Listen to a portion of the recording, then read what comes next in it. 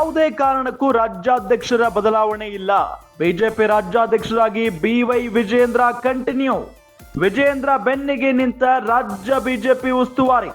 Core committee ಸಭೆಯಲ್ಲಿ ರಾಧಾ ಮೋಹನ್ ದಾಸ್ ಮಾತನಾಡಿದ್ದಾರೆ. ರಾಜ್ಯಾಧ್ಯಕ್ಷರಾಗಿ ವಿಜೇಂದ್ರ ಉತ್ತಮ ಕೆಲಸ ಮಾಡ್ತಿದ್ದಾರೆ. ವಯಸ್ಸಿದೆ, ಯುವಕರಿದ್ದಾರೆ, ಬದಲಾವಣೆಯ ಮಾತೇ ಇಲ್ಲ. ವಿಜೇಂದ್ರ ಬಗ್ಗೆ ಹೈಕಮಾಂಡ್ಗೂ ಉತ್ತಮ ಅಭಿಪ್ರಾಯ ಇದೆ. ನೀವು ವಿಜೇಂದ್ರ ಬೆನ್ನಿಗೆ ನಿಲ್ಲಬೇಕು, ಬೆಂಬಲವಾಗಿರಬೇಕು. ಕೋರ್ ಕಮಿಟಿ ಸಭೆಯಲ್ಲಿ ರಾಧಾ ಮೋಹನ್ ದಾಸ್ ಹೇಳಿಕೆಯನ್ನ ಕೊಟ್ಟಿದ್ದಾರೆ. ಈ ವೇಳೆ ರಾಧಾ ಮೋಹನ್ ದಾಸ್ ಮಾತಿಗೆ ಬೆಂಬಲವನ್ನ ಸೂಚಿಸಿದ್ದಾರೆ ಸದಸ್ಯರು. ಬೆಂಬಲವನ್ನ ಸೂಚಿಸಿದ್ದಾರೆ ಬಿಜೆಪಿಯ ಕೋರ್ ಕಮಿಟಿ ಸದಸ್ಯರು.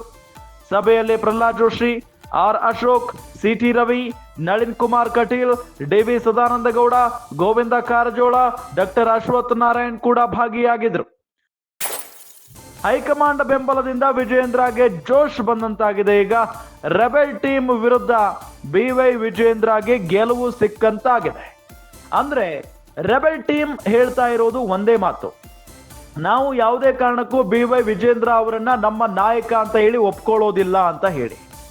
ಜೊತೆಗೆ BY ವಿಜೇಂದ್ರ ಅವರ ವಿರುದ್ಧ ಆಗಾಗ ಆರೋಪಗಳನ್ನ ಮಾಡ್ತಾ ಇರ್ತಾರೆ, ಆಕ್ರೋಶವನ್ನ ವ್ಯಕ್ತಪಡಿಸ್ತಾ ಇರ್ತಾರೆ ರೆಬೆಲ್ ಟೀಮ್. ಇದೆಲ್ಲದರ ನಡುವೆ ಕೋರ್ ಕಮಿಟಿ ಸಭೆಯಲ್ಲೂ ಕೂಡ BY ವಿಜೇಂದ್ರ ಅವರ ನಾಯಕತ್ವದ ಬಗ್ಗೆಯೂ ಕೂಡ ಚರ್ಚೆಯಾಗಿದೆ. ಮತ್ತು ಬಹಳ ಸ್ಪಷ್ಟವಾಗಿ ಇಲ್ಲಿ ಕೋರ್ ಕಮಿಟಿ ಸಭೆಯಲ್ಲಿ ರಾಧಾ ಮೋಹನ್ ದಾಸ್ ಅವರು ಹೇಳಿಬಿಟ್ಟಿದ್ದಾರೆ, ರಾಜ್ಯಾಧ್ಯಕ್ಷರಾಗಿ ವಿಜೇಂದ್ರ ಉತ್ತಮವಾದಂತ ಕೆಲಸ ಮಾಡ್ತಾ ಇದ್ದಾರೆ ಮತ್ತು ಯಾವುದೇ ಕಾರಣಕ್ಕೂ ರಾಜ್ಯಾಧ್ಯಕ್ಷರ ಬದಲಾವಣೆ ಮಾಡೋದಿಲ್ಲ ಅಂತ ಹೇಳಿ ಬಹಳ ಸ್ಪಷ್ಟವಾಗಿ ಹೇಳಿಕೆಯನ್ನ ಕೊಟ್ಟಿದ್ದಾರೆ. ಇನ್ನು ವಿಜೇಂದ್ರ ಅವರಿಗೆ ವಯಸ್ಸಿದೆ, ಯುವಕರಿದ್ದಾರೆ, ಬದಲಾವಣೆಯ ಮಾತೇ ಇಲ್ಲ. ವಿಜೇಂದ್ರ ಬಗ್ಗೆ ಹೈಕಮಾಂಡ್ಗೂ ಕೂಡ ಉತ್ತಮವಾದಂತ ಅಭಿಪ್ರಾಯ ಇದೆ. ಅವರ ಕಾರ್ಯಪ್ರವೃತ್ತಿ ಬಗ್ಗೆ ಬಹಳ ಒಂದು ನಂಬಿಕೆ ಇದೆ, ವಿಶ್ವಾಸ ಇದೆ ಹೈಕಮಾಂಡ್ ನಾಯಕರಿಗೆ. ಹಾಗಾಗಿ ಸದ್ಯಕ್ಕೆ ಬದಲಾವಣೆಯ ಮಾತೇ ಇಲ್ಲ ಅಂತ ಹೇಳಿ ಕೋರ್ ಕಮಿಟಿ ಸಭೆಯಲ್ಲಿ ರಾಧಾ ಮೋಹನ್ ದಾಸ್ ಹೇಳಿಕೆಯನ್ನ ಕೊಟ್ಟಿದ್ದಾರಂತೆ. ಈ ವೇಳೆ ರಾಧಾ ಮೋಹನ್ ದಾಸ್ ಅವರ ಮಾತಿಗೆ ಸಭೆಯಲ್ಲಿದ್ದಂತ ಬಿಜೆಪಿಯ ಸದಸ್ಯರೆಲ್ಲ ತಲೆ ಆಡಿಸಿದ್ದಾರೆ. ಓಕೆ ಸರ್, ನೀವು ಹೇಳಿದ್ರೆ ಮುಗೀತು ಅಂತ ಹೇಳಿ. ಇನ್ನು ಸಭೆಯಲ್ಲಿ ಪ್ರಹ್ಲಾದ್ ಜೋಶಿ ಅವರಿದ್ರು, ಆರ್ ಅಶೋಕ್ ಮತ್ತು ಸಿಟಿ ರವಿ, ನಳಿನ್ ಕುಮಾರ್ ಕಟೀಲ್, ಡಿ.ವಿ. ಸದಾನಂದಗೌಡ, ಒಟ್ಟಾರೆಯಾಗಿ ಹಿರಿಯ ನಾಯಕರೇ ಗೋವಿಂದ ಕಾರಜೋಳ, ಡಾಕ್ಟರ್ ಅಶ್ವಥ್ ನಾರಾಯಣ್ ಎಲ್ಲರೂ ಕೂಡ ಭಾಗಿಯಾಗಿದ್ರು. ಇವ್ರೇನ್ ಹೇಳಿದಾರೋ ಅದಕ್ಕೆ, ಅಂದ್ರೆ ರಾಧಾ ಮೋಹನ್ ದಾಸ್ ಅವ್ರು ಏನ್ ಹೇಳಿದಾರೋ BY ವಿಜೇಂದ್ರ ಅವರೇ ಕಂಟಿನ್ಯೂ ಆಗ್ತಾರೆ ಅಂತ, ಅದಕ್ಕೆ ಇವರೆಲ್ಲ ಓಕೆ ಅಂದಿದ್ದಾರೆ ಅನ್ನೋದು ಗೊತ್ತಾಗ್ತಾ ಇರುವಂತಹ ವಿಚಾರ.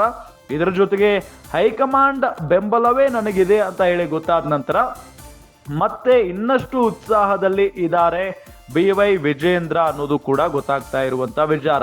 ಈಗಾಗಲೇ BY ವಿಜೇಂದ್ರ ಅವರು ರಾಜ್ಯಾಧ್ಯಕ್ಷರಾದ ನಂತರ ತಳಮಟ್ಟದಿಂದ ಪಕ್ಷ ಸಂಘಟನೆ ಮಾಡುವ ನಿಟ್ಟಿನಲ್ಲಿ ಕಾರ್ಯಪ್ರವೃತ್ತರಾಗಿರೋದು ಎಲ್ರಿಗೂ ಕೂಡ ಗೊತ್ತಿರುವಂತಹ ವಿಚಾರ. ಬೈ ಎಲೆಕ್ಷನ್ ಸೋಲಾಗಿರಬಹುದು, ಆದರೆ ಮುಂದೆ ಬರುವಂತ 2028ರಲ್ಲಿ ಬರುವಂತ ವಿಧಾನಸಭಾ ಚುನಾವಣೆಯ ಮೇಲೆ BY ವಿಜೇಂದ್ರ ಅವರಿಗೆ ಕಣ್ಣಿರೋದು. ಹಾಗಾಗಿನೇ ನೋಡೋಣ ಏನಾಗುತ್ತೆ. ಇನ್ನೂ ಬಹಳಷ್ಟು ಸಮಯ ಇದೆ. ಅಷ್ಟರಲ್ಲಿ ಏನಾದರೂ ರಾಜ್ಯಾಧ್ಯಕ್ಷರ ಬದಲಾವಣೆ ಆಗುತ್ತಾ, ಇದೇ ಅಭಿಪ್ರಾಯ ಕಂಟಿನ್ಯೂ ಆಗುತ್ತಾ, ಕಾದ್ ನೋಡಬೇಕಾಗಿದೆ.